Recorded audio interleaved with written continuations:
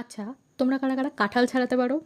Last কয়েক বছর ধরে বাড়িতে কাঁঠাল এলে তো আমিই কোয়াগুলো ছাড়িয়ে রাখি। তো ভাবলাম চলো এবছর তোমাদের সাথে কাঁঠাল ছাড়ানোর ভিডিওটা একটু শেয়ার করি ছোট্ট করে।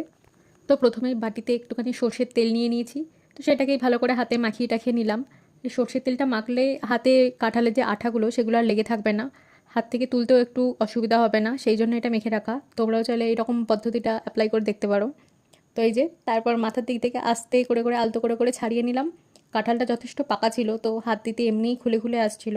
আর কাঁঠালটা তো বেশ ভালোই ছিল, না খাজা কাঁঠাল না এমনি নরম কাঁঠাল, দুটোর মাঝামাঝি ছিল। তো টেস্ট ওয়াইজ তো ভালোই ছিল।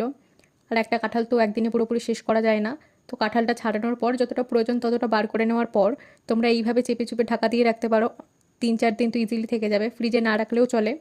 ফ্রিজে রাখলে তো অন্যান্য খাবারগুলো গন্ধ হয়ে যায় কাঁঠালের। তো এটা তোমরা এইভাবে রেখে দিলে বাড়িতে 3-4 দিন তো ইজিলি থেকে যাবে।